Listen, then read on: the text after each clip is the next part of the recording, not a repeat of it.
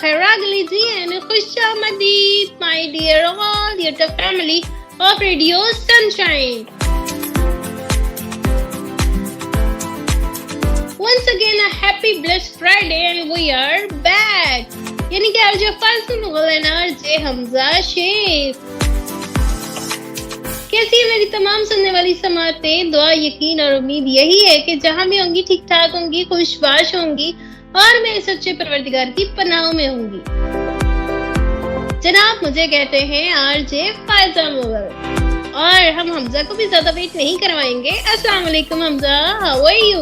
वालेकुम अस्सलाम फायजा, अल्हम्दुलिल्लाह मैं ठीक ठाक। आप बताओ आप कैसे हो? अल्हम्दुलिल्लाह हमजा मैं बहुत अच्छी हूँ, बहुत प्यारी हूँ और एनर्जेटिक भी। क्या लेकर आए हैं आप लेसन ऑफ लाइफ का खासा?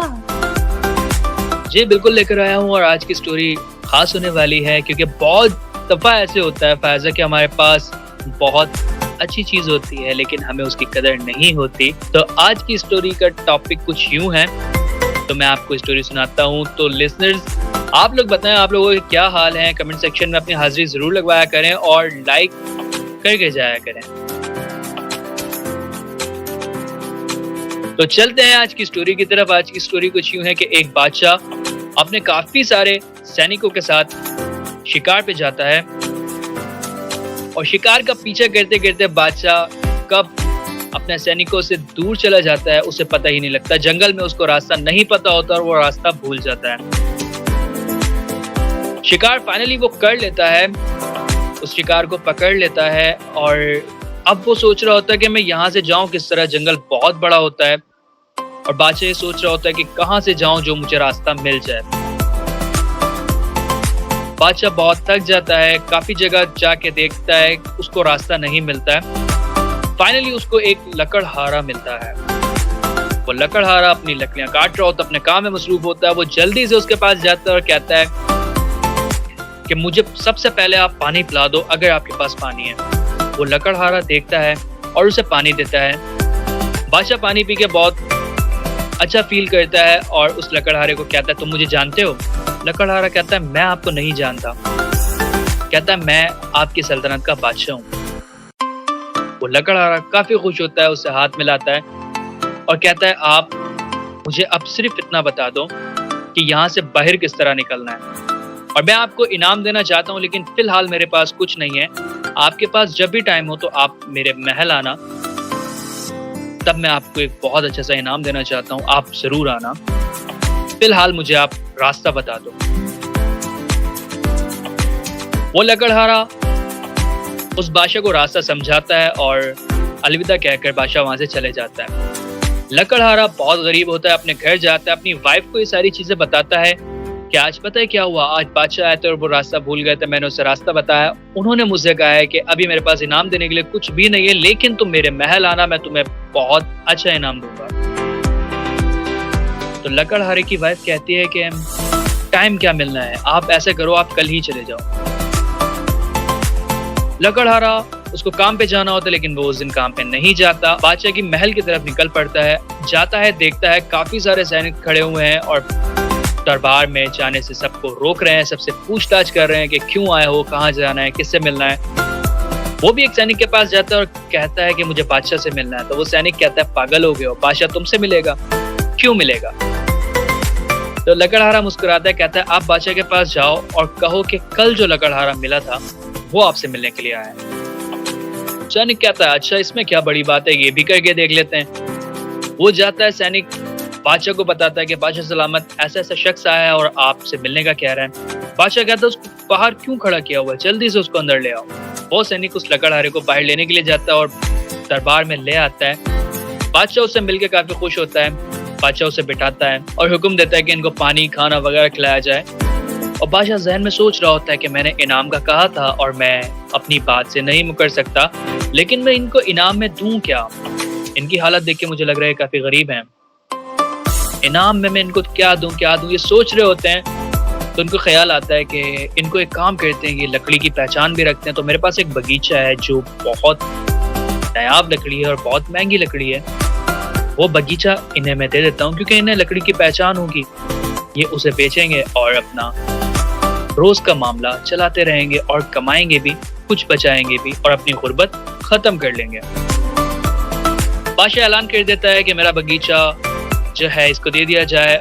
सैनिकों से कहते हैं कि आप जाएं, इस लकड़हारे को उस बगीचे में पहुंचा दें और वो आज से इसका हुआ।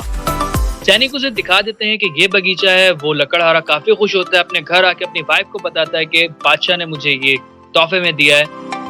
अब हमारी गुर्बत के दिन चले गए हैं और अगले ही दिन से वो लकड़हारा उस बगीचे में जाना शुरू कर देता है।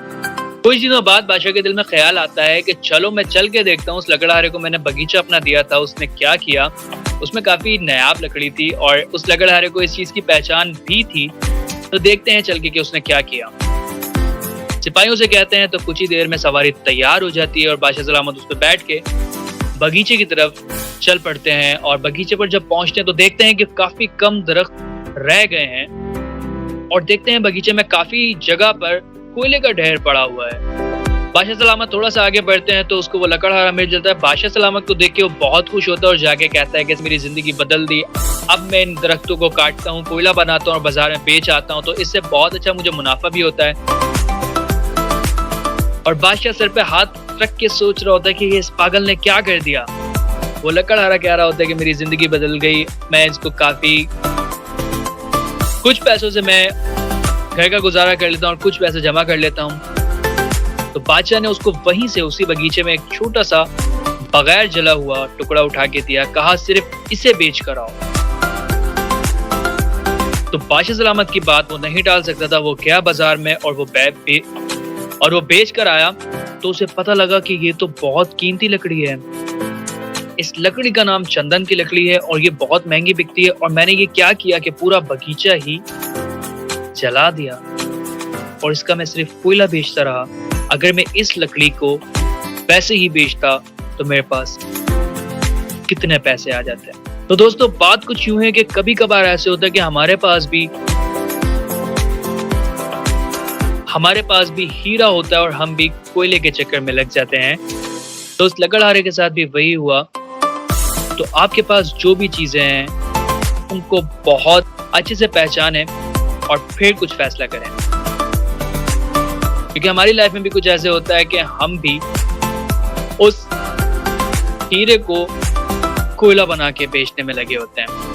आपका जहन, आपका एटीट्यूड, आपका काम आपके लिए हीरा है, लेकिन आप बाज़ औक़ात इसे बेचना शुरू कर देते हैं। आपका कॉन्फिडेंस लेवल, आपकी पॉजिटिव थिंकिंग, आपके आइडियाज, आप इन्हें बेचना शुरू कर देते हैं कोयले के रेट पर। आप एक हीरा हैं और हीरा नायाब ही होता है। तो ये थी मेरी आज की स्टोरी। उम्मीद करता हूँ आपको पसंद आई होगी। तो ये स्टोरी आपको कैसी लगी फैज़ा? आपकी तमाम स्टोरियों की तरह बहुत ही ज्यादा नॉलेजेबल और बहुत ही ज्यादा फ्रूटफुल और इंस्पायरिंग और बहुत ज्यादा बेहतरीन। मैं तो ये कहूंगी कि नेमतों के छिन जाने से पहले उनकी कदर कर लो, कहीं ना फिर देर हो जाए, है ना आरजे हमजा? बिल्कुल ऐसे होता है। देखें वक्त है, अभी आपके पास वक्त है, कुछ कर लें, वरना वक्त आपके साथ कुछ कर देगा। तो क्या चीज बेहतर है आपके लिए आप खुद जानते हैं। बस हिम्मत करें, खड़े होएं और कर दिखाएं कुछ ऐसा कि दुनिया करना चाहे आपके जैसा। जी तो जनाब ये थी हमारी आज की बहुत ही ज्यादा इंस्पायरिंग जबरदस्त मोटिवेशनल स्टोरी। अगर आपको ये पसंद आई हो अपने कमेंट से हमें जरूर बताइएगा और हमारे कमेंट सेक्शन में आके हाजिरी जरूर लगाइएगा। और अभी तक आपने इस चैनल को सब्सक्राइब नहीं किया तो आप किसका वेट कर रहे हैं? जल्दी से इसको सब्सक्राइब कर लें, बेल आइकन को क्लिक कर दें और ऑल पे प्रेस कर दें ताकि हमारी तमाम वीडियोस आपको बर वक्त मिलती रहे। लाइक, कमेंट और शेयर करना तो आपकी अव्वलीन ड्यूटी है जनाब। तो तब तक रखिएगा अपना बहुत सारा ख्याल। आपसे मिलेंगे फिर किसी नई जबरदस्त मोटिवेशनल स्टोरी के साथ। दुआ में मुझे और फायजा को खास रखिएगा। हमारे